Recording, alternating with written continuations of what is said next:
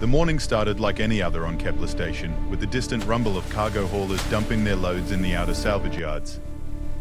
Marcus Chen pulled his worn jacket tighter against the artificial chill that always seemed to seep through the station's lower levels, where the recycling and waste management operations ran around the clock. I know, we'll figure it out. The coffee in his thermos had gone cold hours ago, but he took another sip anyway, grimacing at the bitter taste as he surveyed the newest pile of debris.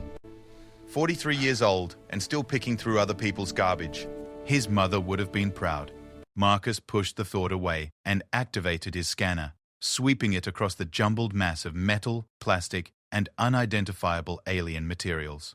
The device chirped softly, highlighting salvageable components in pale blue on his visor display. A decent haul today, several power cores that might still hold a charge, some rare earth metals from what looked like a Zenthari mining operation, and enough spare parts to keep his small repair shop running for another month.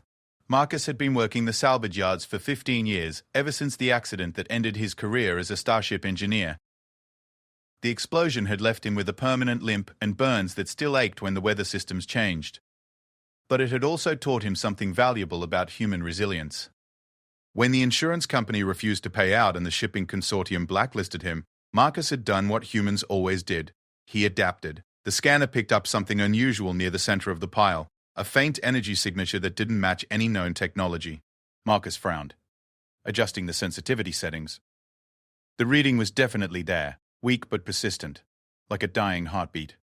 He began clearing debris, tossing aside chunks of hull plating and tangles of fiber optic cable. The energy signature grew stronger as he dug deeper. That's when he saw the hand. It was small, delicate, reaching up through a gap in the wreckage like someone drowning and grasping for the surface. But the proportions were wrong for human anatomy. The fingers were too long, the joints in slightly different places, and the skin held a faint iridescent quality that seemed to shift in the artificial light. Marcus had seen plenty of alien physiology during his engineering days. The galaxy was full of different species, each adapted to their own worlds and environments. But this was something new. He worked faster now, his scanner forgotten as he pulled away larger pieces of debris. The hand was attached to an arm, which led to a shoulder, and finally a face that made Marcus catch his breath. She was young, clearly adolescent by any standard, with features that were almost human, but not quite.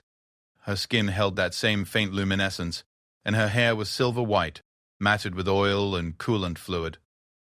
Most striking were her eyes, which fluttered open as Marcus cleared the last of the debris from her face. They were the deep violet of space itself, flecked with tiny points of light like distant stars. She was lying in what remained of a life support pod, its transparent aluminum canopy cracked and its systems dark. The pod itself was of unknown design, sleek and organic-looking compared to the angular engineering of human technology. Symbols were etched into its surface, flowing script that seemed to move when Marcus wasn't looking directly at it. The pod's life support had clearly failed. There was no atmosphere seal, no power to the environmental systems. By all rights, the girl should have been dead. But she was breathing. Marcus checked his scanner. The atmosphere around her was standard station air. Nitrogen, oxygen, trace gases.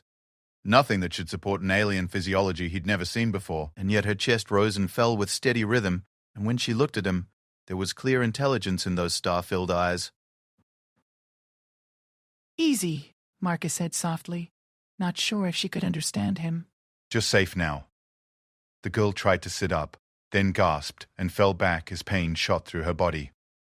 Marcus's experienced eye catalogued the injuries. A broken arm, definitely some internal damage from the way she was breathing, and probably a concussion. She needed medical attention, and fast. But that presented a problem. Kepler Station's medical facilities were adequate for humans, and the half-dozen most common alien species that frequented the trade routes. Whatever this girl was, she wasn't in any of their databases. Taking her to the station hospital would mean questions, forms, genetic scans, and probably a call to the Galactic Council's Xenobiology Division. She'd become a specimen, studied and catalogued while bureaucrats decided what to do with her. Marcus had seen what happened to unregistered aliens before. Some got lucky and found sponsors. Others disappeared into research facilities or refugee camps. A few simply vanished, their fates lost in the maze of interstellar politics and species tensions that had been growing worse every year. He looked down at the girl, who was watching him with those incredible eyes. There was fear there, but also something else. Trust? Hope? Whatever it was, it decided him. "Come on," Marcus said, sliding his arms under her carefully. Let's get you out of here. She was lighter than he'd expected, almost weightless despite being nearly as tall as a human teenager. As he lifted her, she made a sound, not quite a word, but clearly an attempt at communication. The language was unlike anything in Marcus's universal translator database, all flowing syllables and musical tones. I know, Marcus murmured, carrying her toward his salvage truck. We'll figure it out. The girl's eyes drifted closed as they reached the vehicle, but not before Marcus caught her looking at him with an expression he'd seen before. It was the same look his daughter Emma had given him years ago, before the divorce and the accident, and all the ways life had gone wrong. The look of a child who needed someone to take care of them. Marcus secured the girl in the passenger seat, adjusting the safety harness to accommodate her different physiology. His hand shook slightly as he started the engine. What was he doing? He was a middle-aged salvage worker with barely enough credits to keep his shop running.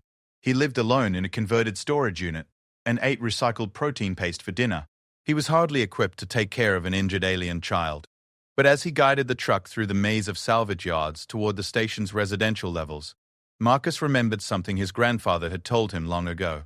Son, the old man had said, sometimes life puts someone in your path who needs help. When that happens, you don't ask if you're qualified. You just help. The girl stirred as they entered the residential sector, her eyes opening to take in the changing scenery. The salvage yards gave way to markets and shops, then to the modest apartment blocks where station workers lived. She said something in her musical language, a question by the tone. Home, Marcus said, hoping his meaning would be clear. We're going home. His apartment was small, but clean. 3 rooms carved out of the station's superstructure and furnished with the kind of practical, durable items that lasted for decades. Marcus had learned to live simply after the divorce, keeping only what he needed and what had sentimental value. The few photos of Emma were prominently displayed, reminders of the daughter who now lived with her mother on the core worlds, and barely answered his messages. Marcus carried the girl to his bedroom, the only space with a proper bed. She was conscious but weak, her breathing shallow and rapid. Whatever internal injuries she had sustained were clearly serious. He needed to get fluids into her, treat what he could, and hope that her alien physiology was resilient enough to handle the rest. Water, Marcus said, miming drinking. Do you understand? Water? The girl nodded weakly, and Marcus felt a surge of relief. Universal concepts, at least, seemed to translate. He brought her a glass, supporting her head as she drank. Her body temperature seemed slightly cooler than human normal, but not dangerously so. Over the next several hours, Marcus did what he could with basic first aid supplies, and the medical scanner he'd bought years ago when working alone in the salvage yards had seemed like a liability.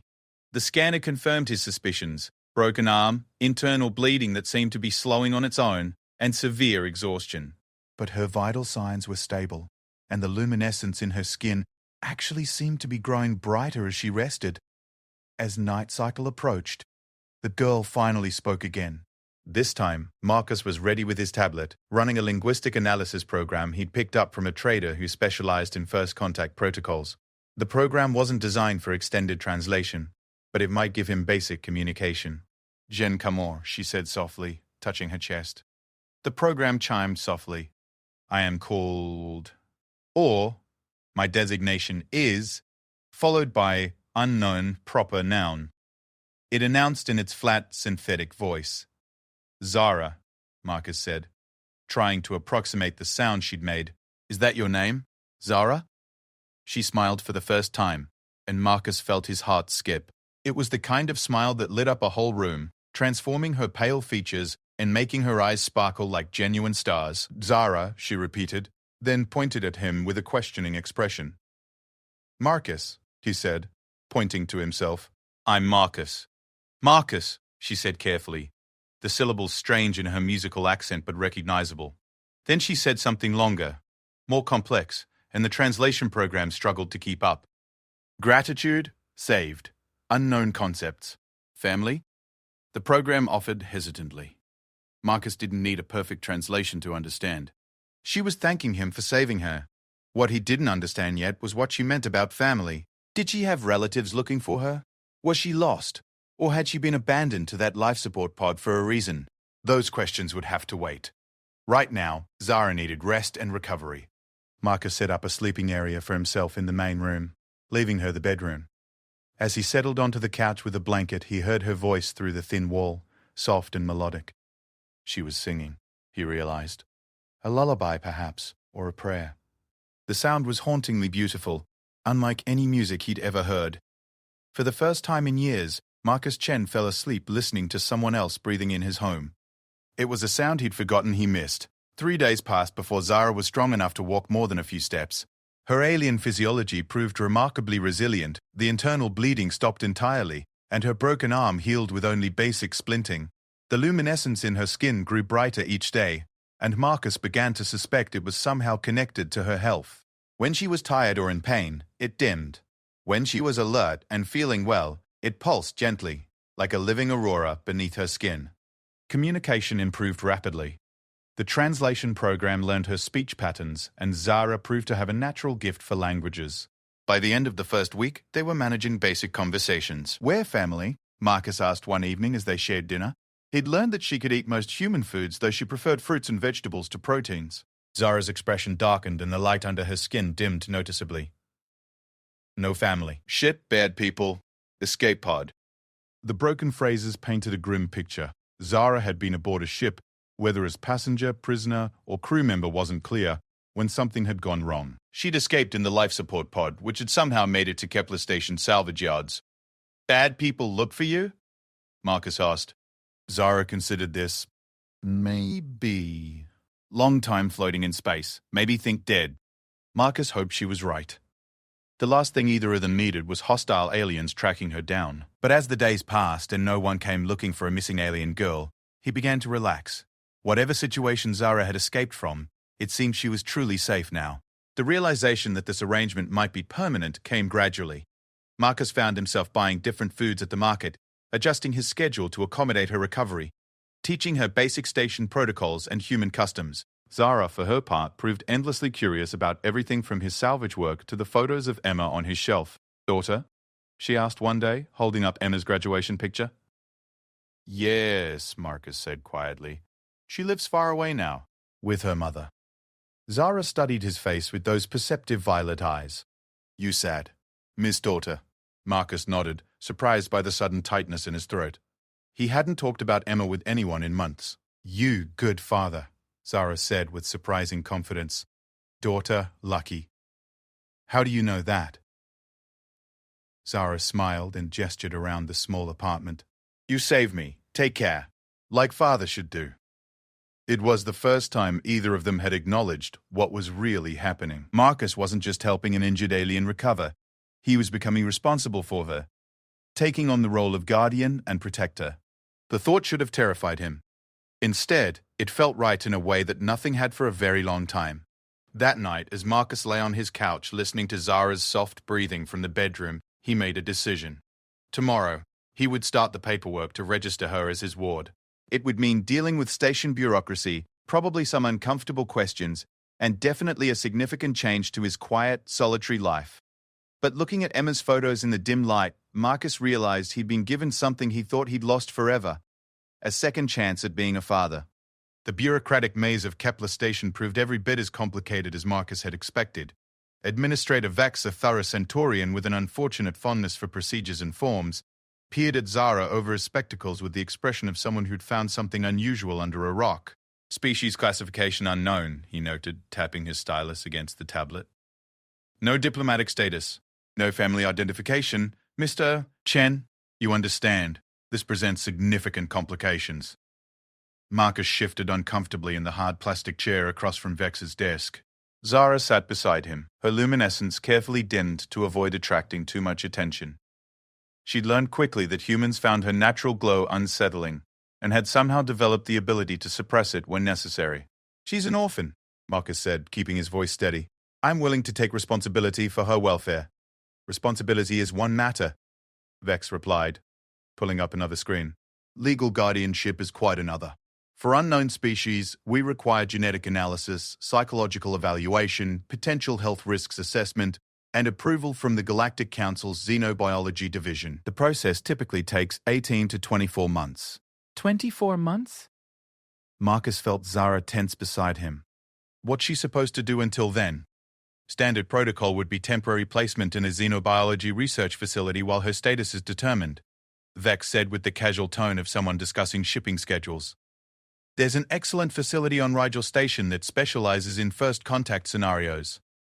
Marcus had visited Rigel Station once, years ago. The excellent facility Vex mentioned was essentially a prison with better lighting and more scientific equipment. Subjects? He corrected himself. Residents lived in sterile environments while teams of researchers studied their biology, psychology, and cultural background. Some eventually gained citizenship status. Others spent decades as permanent research subjects. No, Marcus said firmly. That's not happening. Vex raised an eyebrow ridge. I'm afraid the choice isn't yours to make, Mr. Chen. Regulations also state that any sentient being can apply for refugee status if they've escaped persecution.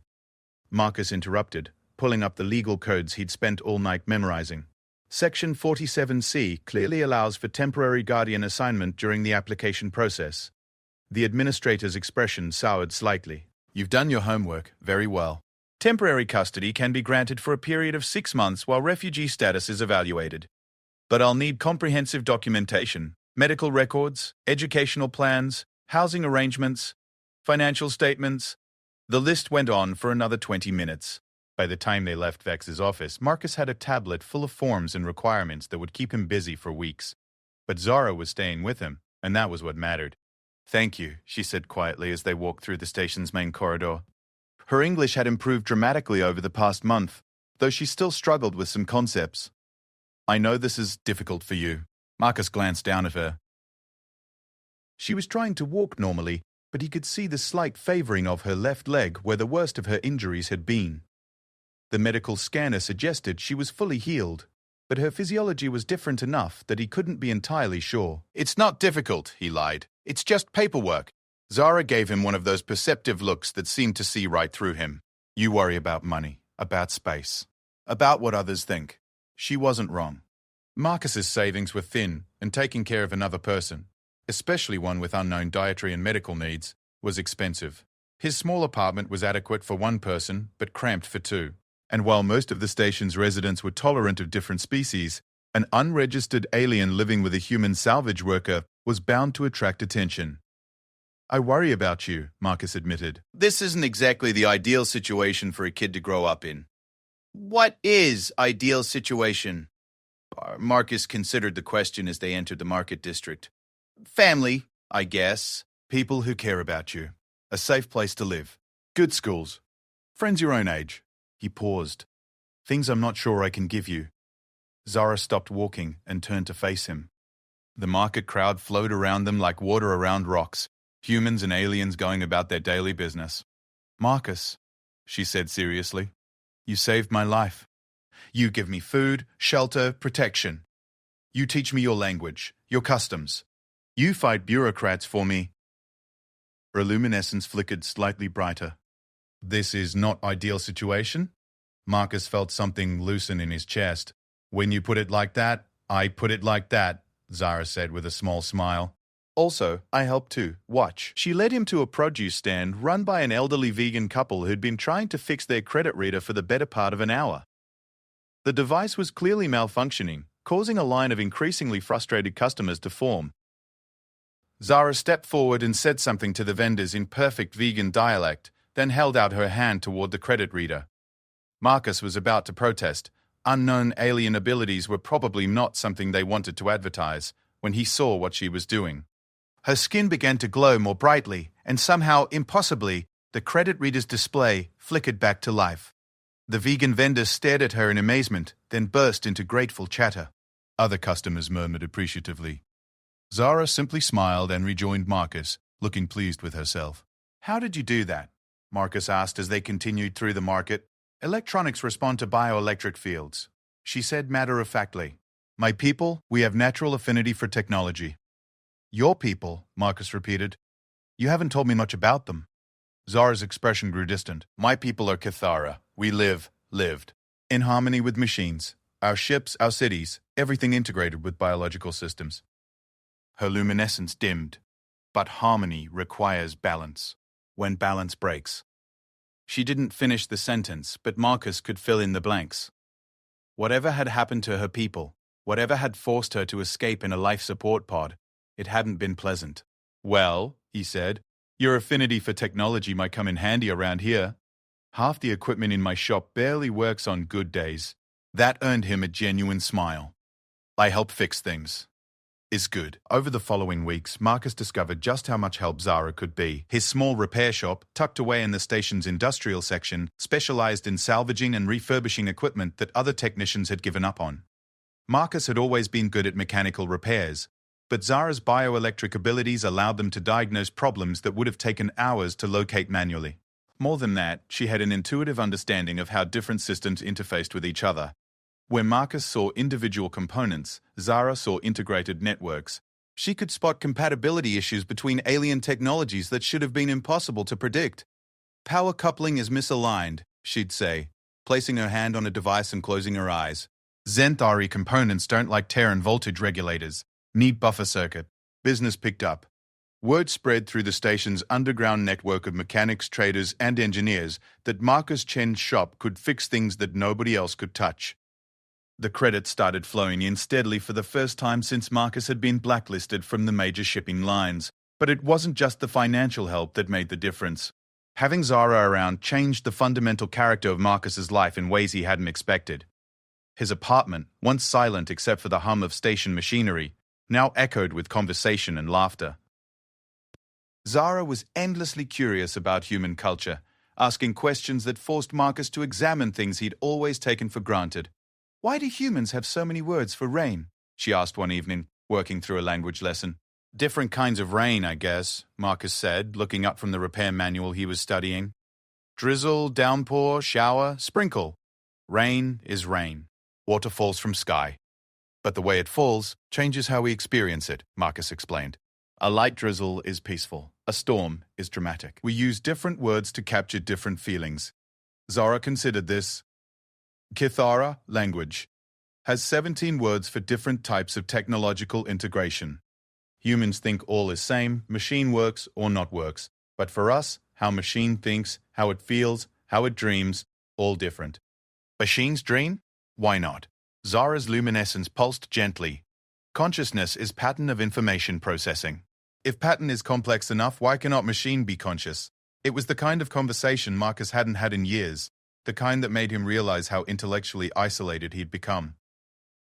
Zara's questions forced him to think about things from completely new perspectives. Her different way of seeing the world challenged assumptions he hadn't even realized he was making. The challenges weren't all philosophical, of course. Living with an adolescent of any species came with practical complications. Zara's sleep cycle was different from human normal. She needed only about 5 hours of rest per night, but required an hour-long meditation period each day where she sat perfectly still while her skin cycled through different patterns of luminescence. Her dietary needs were relatively simple but specific. She could digest most plant matter but couldn't process complex proteins or synthetic additives. Marcus found himself reading ingredient labels with the obsessiveness of a food scientist, learning which preservatives were toxic to Cathara physiology and which nutrients she needed supplements for. Most challenging were the emotional adjustments. Zara was remarkably mature for her age, probably a result of whatever traumatic experiences had led to her escape, but she was still essentially a child, dealing with the psychological aftermath of losing her family and her entire civilization. Some nights, Marcus would wake to hear her crying softly in the bedroom. When he checked on her, she'd be sitting by the small window, staring out at the stars with an expression of profound loneliness. "Bad dreams," he'd ask. "Remembering dreams," she'd correct. "Dreams of before." Marcus wasn't equipped to deal with that kind of trauma. He'd never been particularly good at emotional support. It was one of the reasons his marriage had failed. But he did his best, sitting with her during the difficult nights and learning to recognize the signs when she needed space versus when she needed company. "You don't have to take care of everyone," his ex-wife Sarah had told him during one of their final arguments. "Sometimes people need to process things on their own."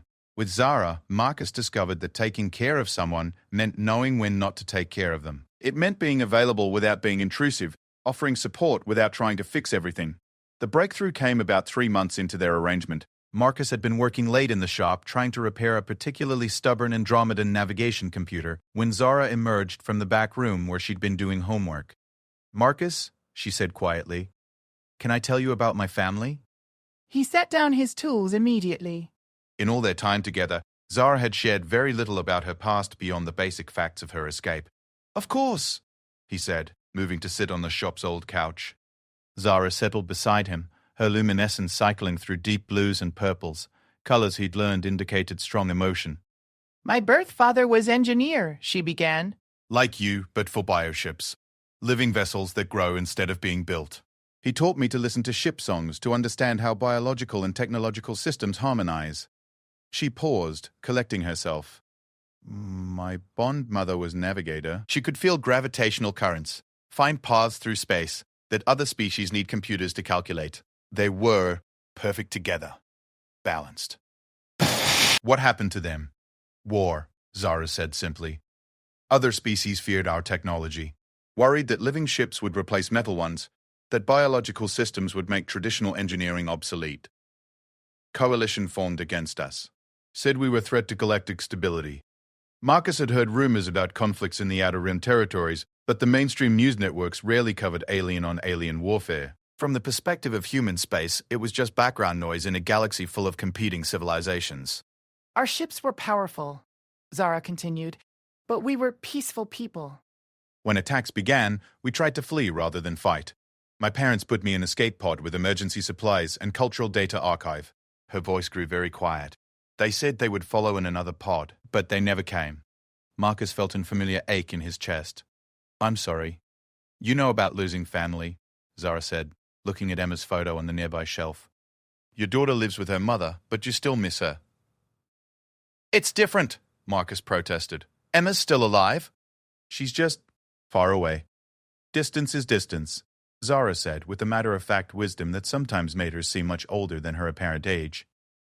Hurt is hurt, but having new family doesn't diminish old family. Hearts can grow. They sat in comfortable silence for a while, watching the station's lights twinkle through the shop's small window. Marcus realized that somewhere along the way, without really meaning to, he'd stopped thinking of Zara as a responsibility or a temporary arrangement. She wasn't just an alien refugee he was helping. She was becoming something more important than that. She was becoming his daughter. The realization should have scared him. Instead, it felt like coming home. 2 years had passed since Marcus found Zara in the salvage yard, and the changes were remarkable. What had started as a desperate rescue had evolved into something neither of them had expected. A genuine family bond that surprised everyone who knew them, including themselves. Zara had grown taller, though she remained slender by human standards. Her luminescence had stabilized into patterns that Marcus had learned to read like emotional barometer. Soft blues meant contentment, bright whites indicated excitement or joy, and the deep purples still signaled sadness or distress. More importantly, she developed the ability to control her glow completely, which had proven essential for blending in with station society. The repair shop had expanded into the adjacent storage unit, and their reputation had grown beyond the station's borders. Traders now made detours to Kepler Station specifically to visit Chen's Electronics, knowing they could get repairs on equipment that most technicians wouldn't even attempt. Marcus had been forced to hire 2 additional workers, a young human named Jake, who showed promise with mechanical systems, and Koreth, an elderly Rigelian who specialized in quantum components. Zara's gift with technology is extraordinary, Koreth had observed during his first week. I've seen natural aptitude before, but this is something else entirely. It's as if she can communicate with the machines directly. Marcus had grown protective of Zara's abilities, carefully managing who knew about them and how they were described. The last thing they needed was attention from xenobiologists or technology corporations looking to exploit her talents. The morning that changed everything started normally enough. Marcus was in the shop early, preparing for a busy day of repairs when the communication terminal chimed with an incoming message. The sender ID made his blood run cold. It was from Emma. Marcus hadn't heard from his daughter in over 8 months, despite his regular attempts to maintain contact. Their relationship had become increasingly strained since his accident and the divorce, and Emma seemed to have little interest in maintaining ties with her father on the frontier station where he'd ended up. The message was brief and formal. Dad, I'm coming to Kepler Station for a research project. University assignment on frontier economics. I'll need a place to stay for 6 weeks. Hope that's okay. Emma, Marcus stared at the screen, reading the message 3 times. Emma was coming here. After 4 years of minimal contact, his daughter would be living in his space, seeing how his life had changed, meeting Zara. The complications were immediately obvious. Emma knew nothing about Zara's existence. In their few conversations over the years, Marcus had never mentioned taking in an alien refugee. How could he explain that he'd essentially adopted another daughter? How would Emma react to discovering she had what amounted to a sister? Marcus? Zara's voice came from the shop's entrance. She'd arrived early, as was her habit when she sensed he was troubled about something. You looked distressed. Marcus turned the screen toward her, letting her read the message. Zara's luminescence shifted to deep blue as she processed the information. Your daughter is coming, she said carefully. This is complicated. That's one word for it, Marcus muttered. Emma doesn't know about you. I never found the right time to tell her. Zara was quiet for a moment, her skin cycling through thoughtful patterns of light. You are afraid she will not accept me. I'm afraid of a lot of things, Marcus admitted. Emma and I haven't had the best relationship since the divorce. She was angry about the move to the frontier, angry about my accident, angry about how everything changed. Adding another person to the mix? Another daughter. Zara corrected gently. Marcus nodded. Another daughter. I don't know how she'll handle that. Perhaps, Zara said. You give Emma too little credit. Children are often more adaptable than parents expect. Emma isn't a child anymore. She's 22, finishing her degree in xenosociology at the Core Worlds University. She's smart, ambitious, and she has very definite ideas about how the world should work. Zara's expression grew thoughtful. Xenosociology. Study of alien cultures and societies. Yeah, ironic, isn't it? Not ironic, Zara said slowly. Promising. Person who studies alien cultures professionally may be more accepting of alien family member. Marcus wanted to believe that, but he knew Emma's academic interest in alien cultures was purely theoretical. She'd chosen the field because it offered good career prospects in the expanding Galactic Diplomatic Corps, not because she felt any particular affinity for non-human species. Over the next week, as Emma's arrival date approached, Marcus found himself in an increasingly complicated position. He needed to tell Emma about Zara before she arrived, but every time he sat down to compose a message, the words seemed inadequate. How do you explain 2 years of shared life in a few sentences? How do you convey the depth of a relationship that had grown organically from necessity to genuine love? Zara, meanwhile, had grown quieter and more withdrawn. Her luminescence remained subdued, and she spent more time than usual in meditation. Marcus could tell she was preparing herself for the possibility of rejection. Maybe I should stay elsewhere while she visits, Zara suggested one evening as they shared dinner. I have friends who would let me sleep on their couch. Absolutely not, Marcus said firmly. This is your home. Emma will have to accept that. But, privately, Marcus wondered if he was being fair to either of them. Emma had a right to visit her father without unexpected complications, and Zara deserved better than to be treated as an inconvenience or a secret to be ashamed of. The solution, when it came, was surprisingly simple. 3 days before Emma's scheduled arrival, Marcus received another message, this one from the Galactic Council's Refugee Affairs Division. Zara's refugee status had been officially approved, and with it came a standard biographical entry in the public database that would be accessible to anyone conducting research on Kepler Station. Look at this, Marcus said, showing Zara the official documentation. You're now legally recognized as a refugee from the Kythara conflicts. There's even a brief summary of your situation. Survivor of interspecies warfare, currently under guardianship of human citizen Marcus Chen. Zara read the entry with growing excitement. This means Emma will find information about me when she researches the station? Probably. If she's doing a thorough job on her project, she'll come across refugee demographics and population data. It wasn't a perfect solution, but it gave Marcus an opening. That evening, he composed a careful message to Emma. Looking forward to your visit. You'll find some interesting demographic data when you research the station. We've got quite a diverse population these days, including several refugees from recent conflicts. Should be good material for your project. Emma's response was prompt and professional. Thanks for the heads up. I'll review all available data before arrival. See you in 3 days. Marcus hoped that would be enough preparation. He hoped Emma would do her homework and arrive ready for what she'd find. Mostly, he hoped that his 2 daughters would be able to find some common ground. Emma's transport docked on schedule, and Marcus found himself pacing nervously in the arrival bay. Zara had wanted to come with him, but they'd agreed it would be better for Emma to adjust to the idea gradually. When Emma emerged from the passenger walkway, Marcus was struck by how much she'd changed.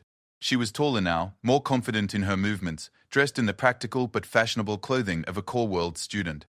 Her hair was shorter than he remembered, and she carried herself with the purposeful stride of someone who knew exactly where they were going. "Dad," she said, accepting his hug with what felt like genuine warmth. "You look good.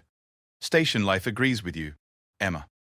Marcus held her for a moment longer than necessary, remembering the little girl who used to fall asleep on his lap during long space flights. "I've missed you. I've missed you too," she said, and sounded like she meant it. "Sorry I haven't been better about staying in touch. University keeps me pretty busy." As they walked toward the residential sector, Emma pulled out a tablet and began reviewing notes. "I did some research on the station demographics like you suggested. Interesting refugee population. Looks like you've got survivors from at least 3 different recent conflicts. There's mention of a Cathara refugee under your guardianship?" Marcus felt his heart rate spike. "Yes. Her name is Zara. She's been living with me for about 2 years now." Emma glanced up from her tablet. "Living with you? Like, as a tenant?" "More like..." Marcus took a deep breath. "More like family, actually. I'm her legal guardian." Emma stopped walking. "Guardian? Dad? You adopted an alien refugee. Not adopted, exactly. Guardian status is different. But yes, I'm responsible for her welfare." Emma stared at him for a moment, then looked back at her tablet. The records show she's approximately 15 in human equivalent years. "Dad, you're taking care of a teenage alien?" "I'm taking care of a girl who needed help," Marcus said, resuming their walk. "Just like I used to take care of a human girl who needed help. That's completely different. I was your actual daughter. Biology doesn't define family, Em. You should know that from your studies." Emma was quiet for several minutes processing this information. When she spoke again, her voice was carefully controlled. "What's she like?" "Smart. Curious. Kind. She has a natural affinity for technology that's helped us build up the repair business." BR. Marcus paused. "She reminds me of you at that age, actually. Always asking questions, always trying to understand how things work. And you've been living together for 2 years without mentioning her to me once?" Marcus winced. "I wanted to tell you. Our conversations were already so brief and I wasn't sure how to explain it. By telling the truth, maybe?" They'd reached the apartment building and Marcus could see lights in his windows above. Zara was home, probably preparing dinner as she usually did when she sensed he was having a difficult day. "Emma," Marcus said, stopping at the building entrance. "I know this is unexpected. If you're not comfortable staying here, where else would I stay?" Emma asked. "Dad, I may not understand all your choices, but you're still my father. If this girl is important to you, then I want to meet her." Marcus felt some of the tension leave his shoulders. "She is important to me. Very important." "Then let's go meet my..." "What would she be? Stepsister?" "That works." They climbed the stairs to Marcus's apartment, and he keyed in the door code with hands that shook slightly. The apartment smelled of cooking food, something with the spices that Zara had learned to prepare after discovering Marcus's fondness for Chinese cuisine. "Zara?" Marcus called. "I'm home, and I brought someone I'd like you to meet." Zara emerged from the small kitchen, her luminescence carefully dimmed to barely perceptible levels. She dressed in her most human-looking clothing and had clearly spent time making sure her appearance was as non-threatening as possible. "You must be Emma," she said, her English now nearly accent-free. "After 2 years of practice, your father has told me so much about you. I am very pleased to finally meet you." Emma stared at Zara for a long moment, taking in her unusual features, her carefully controlled glow, her nervous but genuine smile. Marcus held his breath, waiting for his daughter's reaction. "Hello, Zara," Emma said finally. "It's nice to meet you too. I understand you've been taking good care of my father. He takes care of me," Zara corrected gently. "We take care of each other." Emma nodded slowly. "That's how family is supposed to work, isn't it?" The tension in the room shifted, becoming something warmer and more hopeful. Marcus watched his 2 daughters regard each other with cautious but genuine interest, and for the first time since receiving Emma's message, he began to think this might actually work out. "I made dinner," Zara said, her luminescence brightening slightly with relief. "Earth food. I hoped you might be hungry after your journey. I'm starving," Emma admitted. "And something smells amazing." As they moved toward the kitchen, Marcus caught Emma studying Zara with professional interest. Your bioluminescence is fascinating, she said. "I've read about similar phenomena in other species but never seen it firsthand. Does it correlate with emotional states? Zara's skin shifted to warm yellows, colors that indicated pleasure and excitement. Yes, very much. Would you like me to show you different patterns? That would be incredible for my research. I'm studying cultural adaptation in refugee populations, and biological communication methods are a key component. Marcus smiled as he listened to his daughters discover their mutual interests. Maybe, just maybe, this strange family he had accidentally created might actually survive the test of outside scrutiny. Emma's 6-week research project stretched into 3 months as she became fascinated with the complex social dynamics of frontier life.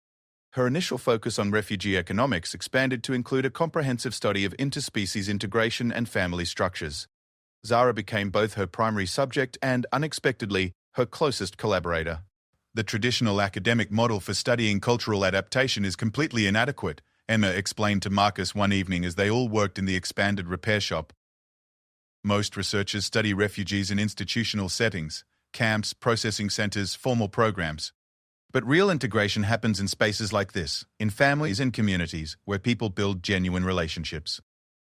Marcus looked up from the Andromedan sensor array he was calibrating to see Emma and Zara working together on a complex quantum processor. Emma's theoretical knowledge of alien technology combined with Zara's intuitive understanding had proven remarkably effective. They'd solved several repair challenges that had been stumping Marcus for weeks. "Your research is going well, then?" Marcus asked. "Better than well," Emma said, carefully adjusting a quantum field generator under Zara's guidance. "I think I'm going to change my thesis completely. Instead of focusing on economic integration, I want to study alternative family structures in frontier communities.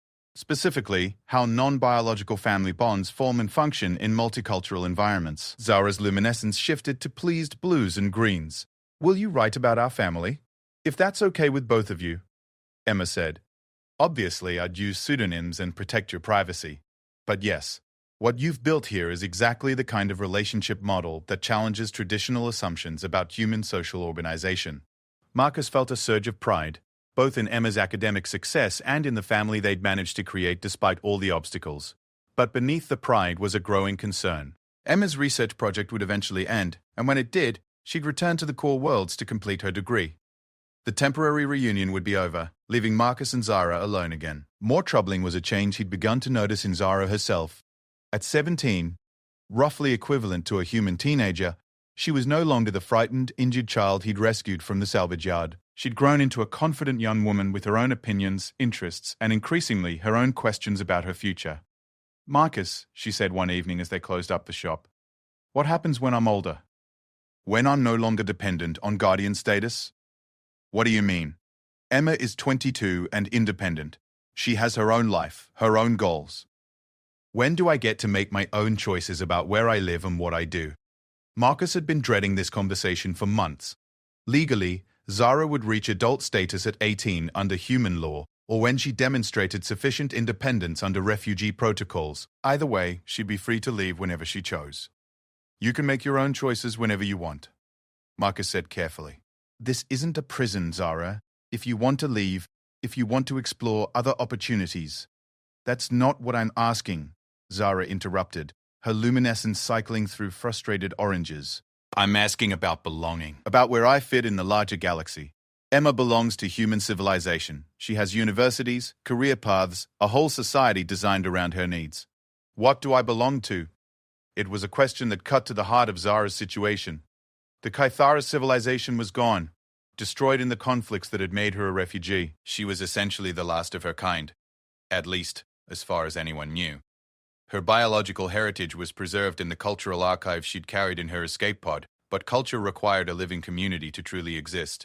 "You belong here," Marcus said, "with us. With this family." "But for how long?" Zara asked. "Emma will return to her own life eventually. You're 54 years old, Marcus. You won't be here forever. When you're gone, what happens to the last Kythara in the galaxy?" Marcus felt something cold settle in his stomach. He'd always known that taking responsibility for Zara meant thinking about long-term scenarios, but he'd managed to avoid confronting the ultimate questions about her future. "What happened to a species of one?" "We'll figure something out," he said lamely. Zara gave him one of those perceptive looks that seemed to see right through his attempt at reassurance. "You cannot solve every problem, Marcus. Some things must be accepted as they are. The conversation stayed with Marcus over the following days, coloring his interactions with both daughters. Emma was so focused on her research that she seemed oblivious to the underlying tension, but Zara had grown increasingly quiet and introspective. The crisis came, as crises often do, unexpectedly and from an entirely different direction. Marcus was alone in the shop, working late on a particularly complex repair, when the communication terminal chimed with an urgent message. The sender was identified as Captain Helena Vasquez of the merchant vessel Nomadic Dream, currently docked at Kepler Station. Mr. Chen, the message began. I understand you provide repairs for unusual alien technology. I have a situation that requires immediate attention and complete discretion. Can you meet me in Docking Bay 7 in 1 hour? Marcus frowned at the screen. Emergency calls weren't unusual in his line of work, but something about the formal tone and emphasis on discretion made him uneasy. Still, emergency repairs paid well, and the shop could use the income. Docking Bay 7 was in the station's commercial sector, typically used by mid-sized cargo haulers and passenger transports. The Nomadic Dream was a sleek vessel of obviously non-human design, though Marcus couldn't immediately identify its origins. Captain Vasquez met him at the airlock, a tall woman with the weathered complexion of someone who'd spent years in space. Thank you for coming so quickly, she said, leading him into the ship's main corridor. I have something I think you'll find interesting. But first I need to know, how much do you know about Kithara technology? Marcus stopped walking. Why do you ask? Because I've just rescued 3 Kithara survivors from a derelict ship in the Outer Rim. They're injured, traumatized, and refusing to trust anyone. But when I mentioned your name and described your family situation, one of them became very interested. Marcus felt the deck seemed to shift under his feet. 3 survivors, but the Kithara civilization was destroyed. Mostly destroyed, Vasquez corrected. There are scattered survivor groups throughout the outer territories hiding on dead worlds or in deep space installations. These 3 were trying to reach a rumored Kithara enclave when their ship suffered catastrophic failure. She led him to the ship's medical bay, where 3 figures lay on biobeds connected to life support systems. Marcus recognized the distinctive features immediately: the luminescent skin, the elongated proportions, the silver hair. One was clearly an adult, probably middle-aged by Kithara standards. The other 2 appeared younger, possibly Zara's age or slightly older. They've been in stasis for several days, Vasquez explained. Their ship's life support was failing when we found them. The medical AI says they'll recover, but they're going to need specialized care. Care from someone who understands their physiology. And you thought of me because according to station records, you've successfully cared for a Kithara refugee for several years. That makes you probably the most qualified person in this sector to help them. Vasquez paused. There's something else. When I told them about Zara, the older one, his name is Keth, said something that might interest you. What did he say? He said her family name, Chental Zara. And then he said, she is daughter of the voice singer. Apparently that means something significant in Kithara culture. Marcus stared at the unconscious figures in the medical bay. Zara had never mentioned her family being important in any particular way, but then again, she'd been young when she escaped and had clearly suppressed many of her traumatic memories. They want to see her? Marcus asked. They want to meet the last daughter of their people, yes. But more than that, they want to offer her something she's never had, connection to her own kind. Marcus felt a complex mix of emotions, relief that Zara wouldn't be alone in the galaxy, but also a deep fear of losing her to the people she truly belonged with. It was selfish, he knew, but the thought of Zara leaving to join other Kithara survivors felt like losing a daughter all over again.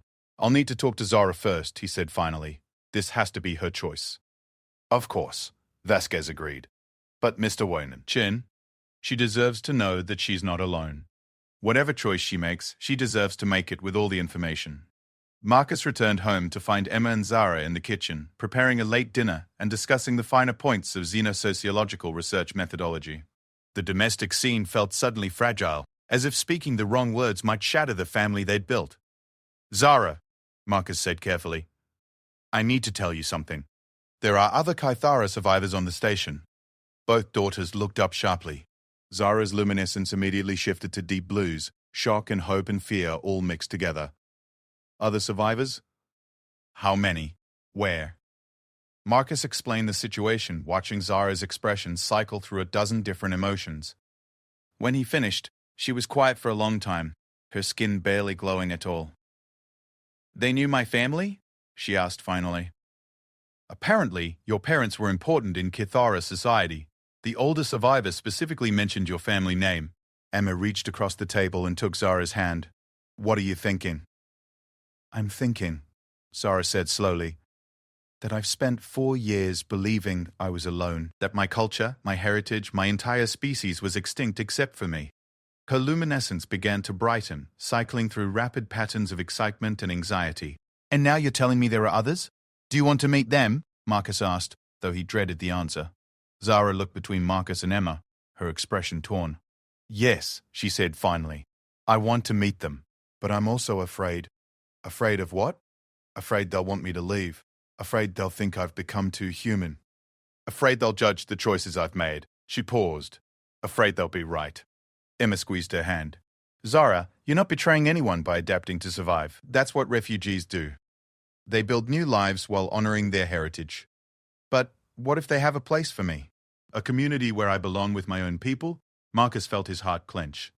"Then you'll have to decide what's most important to you." Zara's luminescence shifted to the deep purples that indicated profound emotional conflict. "What if I can't choose? What if I want both?"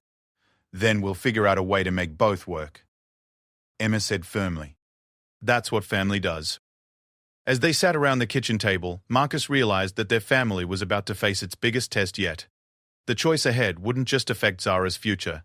It would determine whether the bonds they'd built could survive the pull of biology and cultural belonging. For the first time since finding Zara in the salvage yard, Marcus wasn't sure he was strong enough to do what was best for her, if it meant letting her go. The meeting was arranged for the next evening in the medical bay aboard the nomadic Dream. Marcus insisted on accompanying Zara, despite her protest that she needed to face this alone. Emma came as well, claiming her research required first-hand observation of first contact protocols, though Marcus suspected she was just as emotionally invested in the outcome as he was. Keth, the elder survivor, was awake and sitting up when they arrived. He was tall, even by Kythara standards, with silver hair that reached his shoulders and skin that pulsed with complex patterns of deep blue and gold. The moment he saw Zara, his luminescence shifted to pure white, an expression of joy and recognition that needed no translation. "Chen Tal Zara," he said, his voice carrying the same musical quality as Zara's but deeper and more resonant. "Daughter of Seren the voice singer and Thale the shipweaver. I knew your parents in the time before the breaking." Zara's own luminescence responded automatically, shifting to patterns that Marcus had never seen before, complex cascades of color that seemed to carry meaning beyond simple emotion. She was speaking in her native language for the first time in years, her voice taking on harmonics and rhythms that made the air itself seem to vibrate. Marcus watched, feeling simultaneously proud and heartbroken.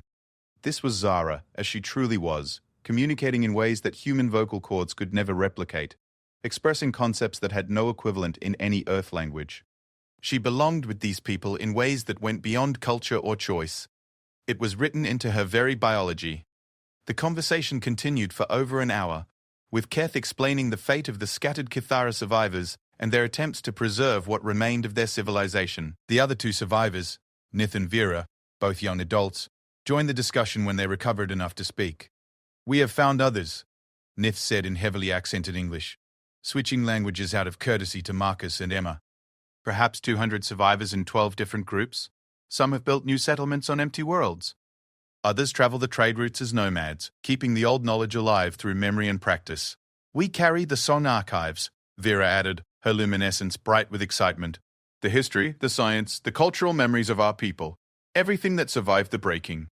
Zara listened intently, asking questions about people she remembered, places she had heard mentioned in her parents' conversations.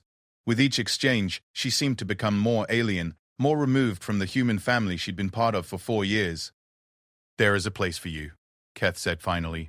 "The Wandering Fleet. 7 ships carrying the largest group of survivors. They are always seeking those with your abilities, your knowledge of technology integration. You would be welcomed as daughter and sister." "What would that mean?" Zara asked. "Joining the fleet?" "It means belonging," Keth said simply. "It means marriage bonds with others of your kind, children who will carry the genetic memories forward, a role in preserving and rebuilding our people." Marcus felt something break inside his chest. Marriage bonds. Children. A future that had no room for an aging human salvage worker or his academic daughter. "When do you leave?" Zara asked. The nomadic dream departs in 3 days for the rendezvous point, Keth replied. You could come with us, meet the fleet elders, see what we have built from the ashes of the old worlds. Zara nodded slowly. I need time to think. To discuss this with my family. The word family caused a visible reaction among the Kythara survivors. Their luminescence shifted to questioning yellows and oranges as they looked between Marcus and Emma. You consider the humans family? Nith asked, her tone carefully neutral. They are my family, Zara said firmly, her own skin brightening with defensive patterns. Marcus saved my life and raised me as his own daughter. Emma is my sister in all ways that matter, but not in blood, Vera said. Not in genetic memory, not in the song. No, Zara admitted, not in those ways. The silence that followed was heavy with unspoken implications. Marcus could see the conflict playing out in Zara's luminescence. Rapid cycles between the deep blues of sadness and the bright whites of hope. She was being forced to choose between two kinds of belonging, two definitions of what family meant. We should go, Marcus said finally. Let Zara process this information. As they left the medical bay, Marcus caught Keth studying him with those ancient, wise eyes. Human Chen, the Kythara elder said, you have given our daughter great gifts. We will not forget this kindness. The walk back to their apartment was conducted mostly in silence.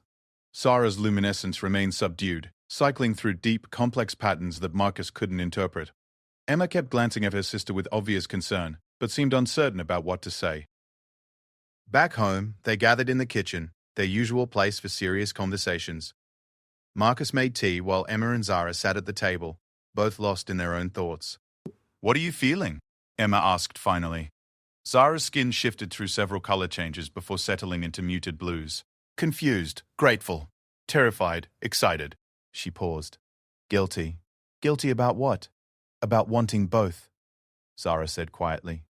About not knowing how to choose between you and them. Marcus set down the teacups and joined them at the table. Maybe you don't have to choose. Both daughters looked at him with surprise. What do you mean? Zara asked. Marcus had been thinking about this during the silent walk home, turning over possibilities in his mind. The fleet is nomadic, right? They travel the trade routes, moving from system to system? Yes, Zara said slowly. And Emma will be finishing her degree next year, probably looking at careers in the diplomatic corps or xenosocial services. Emma nodded. I've had some preliminary offers from the Cultural Exchange Institute. And I'm getting too old to spend my life crawling around in salvage yards, Marcus continued. Maybe it's time for all of us to consider new possibilities. Dad, what are you suggesting? Emma asked. I'm suggesting that family isn't about staying in one place.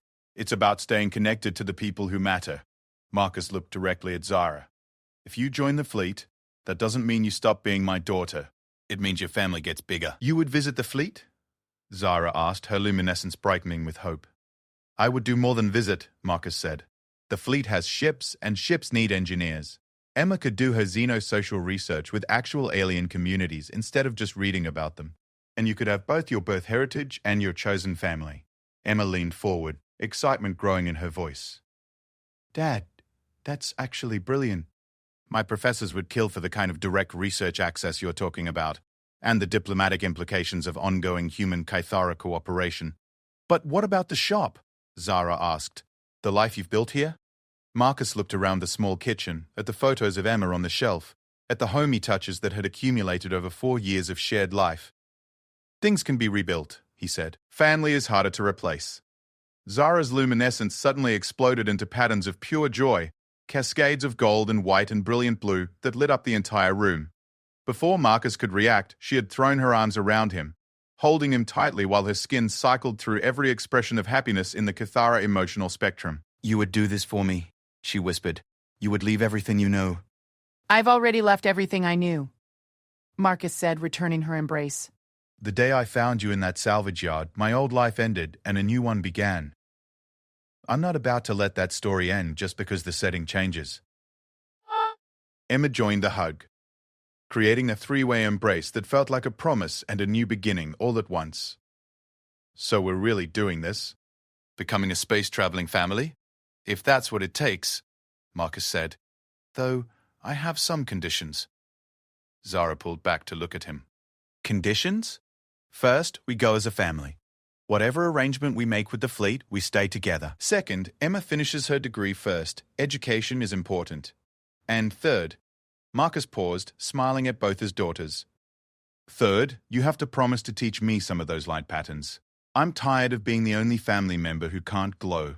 Zara laughed, a sound like crystal chimes in a gentle wind. That is biologically impossible, Marcus. Then we'll figure out a technological solution. Maybe some kind of external light display that responds to emotional input. Now that, Emma said, would be an interesting research project. Over the next 3 days, plans took shape with surprising speed. Captain Vasquez proved willing to delay departure by 2 weeks to allow for preparations. Emma contacted her university advisors, who were enthusiastic about her proposal for extended fieldwork with a previously unstudied refugee population. Marcus began the process of selling the shop and his possessions, keeping only what was portable and personally meaningful. Keth and the other survivors integrated into the planning with gratitude and respect for the human family that had preserved one of their own. They shared technical knowledge that helped Marcus understand how he might contribute to fleet operations, and they began teaching Emma the formal protocols for interspecies cultural research. Most importantly, they helped Zara reconnect with aspects of her heritage that she had suppressed or forgotten. Each day, she seemed to become more fully herself, more confident in her identity as both a Cathara and a member of Marcus's human family. On the morning of departure, as they stood in the docking bay with their few remaining possessions, Marcus felt a mixture of terror and anticipation that reminded him of the early days of his marriage, when the future had seemed full of infinite possibility. "Are you sure about this?" Emma asked, checking her research equipment for the 10th time. "No," Marcus admitted, "but I've never been sure about anything important in my life. That didn't stop me from loving your mother, or taking responsibility for Zara, or building a business from scrap metal. Sometimes you have to leap and build wings on the way down." Zara took both their hands, her luminescence steady and bright. In Cathara tradition, there is a ceremony for joining families. Different bloodlines becoming one clan. Would you like to do that ceremony? What does it involve? Marcus asked. Sharing light, Zara said simply. Each person contributes their own illumination to create something new. You and Emma cannot glow naturally, but... She pulled out a small device that Marcus recognized as a modified emergency beacon. I have been working on this. Technological bioluminescence keyed to emotional resonance patterns. Marcus stared at the device. You built artificial glow patches? For family ceremony, Zara said, suddenly uncertain. If you want, if it is not too strange. Emma took one of the devices, examining it with professional fascination. Zara, this is incredible work.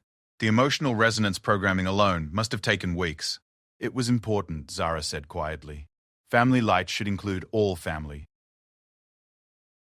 Marcus accepted his own device, a small patch that adhered to his forearm, and immediately began to glow with soft blue patterns. How does it work? Response to stress, excitement, affection, other emotional indicators. Same colors as Cathara, natural luminescence. Zara activated her own patch, then reached for Emma's hand. Now we all glow together. As the three of them stood connected in the docking bay, their artificial and natural luminescence creating complex, beautiful patterns of light, Marcus realized that this was what human stubbornness could accomplish when combined with love and determination. They had found a way to preserve family bonds across species barriers, cultural differences, and the vast emptiness of space itself. The future was uncertain. The fleet might not accept them, Emma's research might fail. Marcus might discover that he was too old and set in his ways to adapt to nomadic life among aliens. But as he watched the light patterns flow between his daughters, one human, one Cathara, both his children in every way that mattered, he knew they would face whatever came together. Sometimes, the greatest strength wasn't in advanced technology or superior firepower. Sometimes it was in the simple, stubborn human refusal to let love be limited by biology, distance, or fear. As the nomadic dream prepared to depart for its rendezvous with the wandering fleet, Marcus Chen stood with his family and prepared for the next chapter of their impossible, beautiful story. After all, if a middle-aged salvage worker could successfully raise an alien daughter, who was to say what other miracles might be possible among the stars?